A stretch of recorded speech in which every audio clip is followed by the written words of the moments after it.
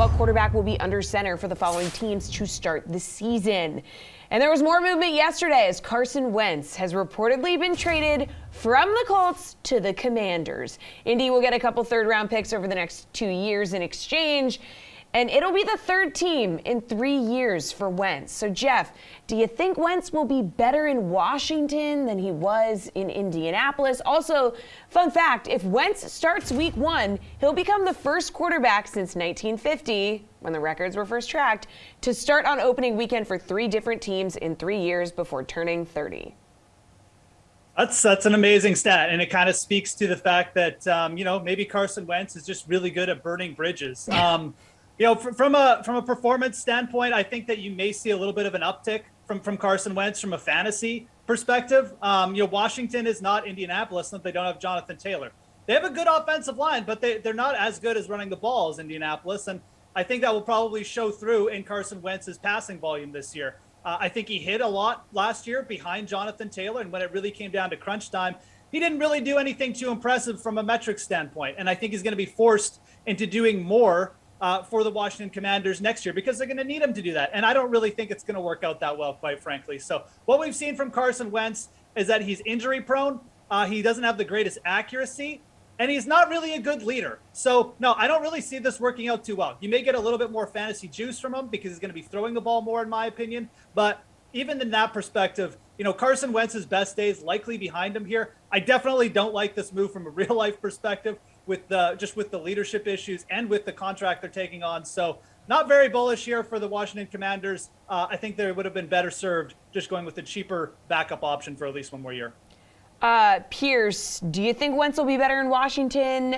Injury-prone player, like Geoff said, and this field has definitely doled out some injuries. No, this is terrible. This is just absolutely terrible. Washington would have been better suited to keep Heineke and keep the draft picks, or go sign Trubisky and keep the draft picks. Now you've got Wentz and his terrible contract. And the Colts had an above-average line last season, and still Wentz was hit the second most of any quarterback. When he played for a bad offensive line in Philadelphia, 12 games in 2020, got sacked 50 times. Washington does not have really a good offensive line. I would say it's a below average offensive line, and he'll get injured or he'll perform poorly. They were better suited to have a quarterback that could scramble and move around in Heineke, have a quarterback like Trubisky that can move around. Wentz can't move. We've seen that the last 2 seasons. He's not as mobile as he once was, and he's just under assault constantly. Terrible move. Yeah, Reid, the Washington Commanders' odds movement after the Wentz trade. So to win the Super Bowl, they were plus 5,000. Then they're plus 4,000. To win the NFC, plus 2,500. Then plus 2,000. To win the NFC East, plus 500 to plus 400. So, like, a little bit of a bump there. Yeah, because even though these guys are bashing on Wentz, which is true, it's valid, he's better than Heineke. I get that we saw Heineke, and we always go back to Heineke can run, and he played some really good games. So we forget about all the bad games that Heineke also played, with the Washington Commanders last year and the years previous, right? Like that's the thing, that he is an upgrade at quarterback from Heineke. From an entire landscape, no, I agree with these guys. It's a bad play. It's a bad call by the Commanders to bring on Wentz and then to trade away draft picks to get him. Like, he's still, people are still trying to relive Carson Wentz a few years ago before he got that ACL injury late in the season when he was having an MVP type season. But after that, the guy's decision making is one of the worst in the league. If you take a look at his first 7 games with Indy, he was playing extremely conservative football. He was a good quarterback because he wasn't asked to do a lot. When he was asked to do a lot, he had like the 7th worst turnover worthy plays in the NFL. That's Carson Wentz. So bad move on a landscape, but an upgrade of the quarterback position. All right, guys, so no lines available yet for who the next quarterback of the Colts will be, but that doesn't mean we can't speculate here. So who do you think Indy should target as their next quarterback, Pearce? Should we trade for Jimmy G here? They've got nothing to trade. They're going to have to go to the free agent market. So Trubisky, Bridgewater, maybe they can, pull Winston away from the Saints, but they don't have the personnel to make a move. I mean, they could trade somebody, but that's going to make them worse. And they don't have the draft picks to move. Their best pick is 42nd. So if they target a quarterback in the draft, I just don't see a quarterback dropping at this point. We've seen the value of these quarterbacks. We saw what someone got from Wentz. We saw what Russell Wilson brought in. So if the value of quarterback is going up and each day the supply of quarterbacks going lower, these quarterbacks in the draft are going to get up into the top 10, if not the top 5. And if for some reason a quarterback falls to the second round, that's a huge red flag. That is a bad quarterback. And that guy's probably not going to start snap 1 of next season. Reid, what do you think? Also, something to note, the Colts' odds to win the Super Bowl went from plus 2,500 to plus 3,000. AFC plus 1,400 to plus 1,600. In the AFC South, their odds didn't change. It was plus 140, plus 140. Yeah, addition by subtraction. But yeah, look, I mean, we talked about it, Geoff and I, with Emerson yesterday, talked about some of the wild card moves that the Colts could make. Jimmy G is obviously out there. Kirk Cousins is a name that's been thrown around. He's got 1 year left on his contract in Minnesota. I doubt that they deal him. Jordan Love, which I'm sure Geoff's going to talk about in a little bit, but I'll mention Derek Carr, right? Because if you're the Raiders, I know Josh McDaniels has said that's his quarterback, but there is an outside chance. There's an outside chance that McDaniels looks at the draft this year and says, nah, looks at the draft potential in the next couple of years, and if you can acquire some draft picks from Indy, which, you know, I don't know. Well, they've acquired some. They could do that because right now your quarterbacks still available are Jimmy G, right? Who else? Marcus Mariota, Gardner Minshew. I'm sure Geoff's going to mention Nick Foles and Mitch Trubisky. Those are your quarterbacks that are available, if not grabbing someone away like Derek Carr. So that's an outside shot, but I think Jimmy G is probably the most likely scenario. Geoff, Jordan Love was reportedly a hot target of the Colts back in 2020 when they didn't have a first-round pick. There he is. He was. He's definitely connected a little bit to the Colts, and I think that is an option. I mean, Indianapolis is in a weird spot here. They have the money to spend, but it's like going into a store and everything's out. Like, you know, we got supply chain issues here at the quarterback position, just like we do in the rest of the world right now.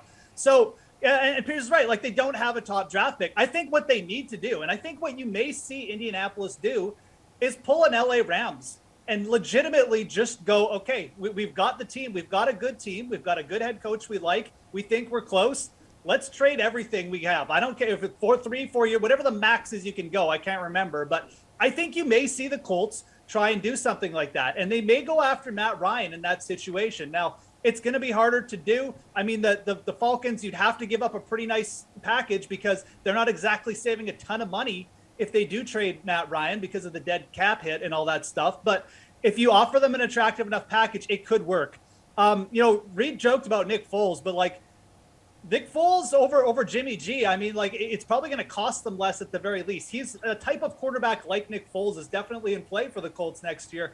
I do think that they'll probably try and be more aggressive and go after like a Jordan Love if they can't get a Matt Ryan deal done. So there's a lot of different options for the Colts. It really just depends on what their organizational psyche is right now. Are they ready to go all in and pull in LA Rams? Or are they just going to try and maybe get a young quarterback like Jordan Love and develop them?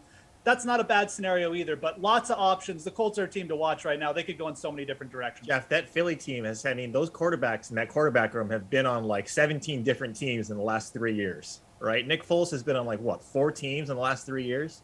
Like, to your point though, Geoff, yes, that does make a lot of sense. He's much cheaper than Carson Wentz, right? And they've both been traveling all over the place. Super Bowl winner. Yeah, I joke about Nick Foles, but it's probably the cheapest option.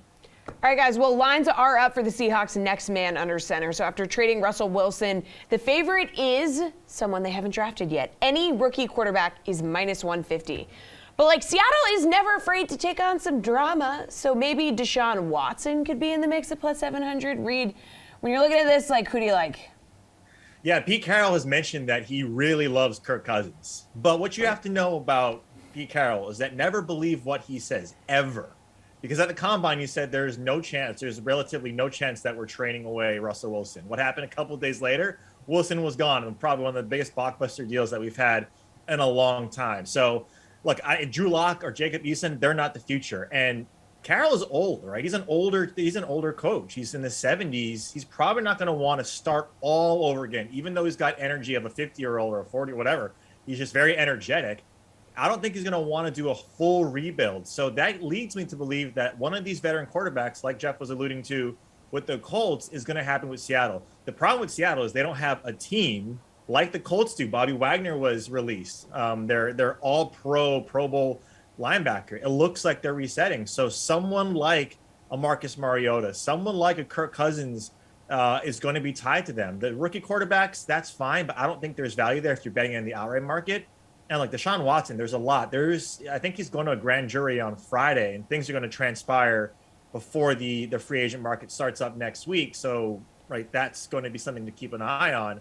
But I think it's more of those veterans, not Deshaun Watson, probably someone like a Mariota or even Kirk Cousins.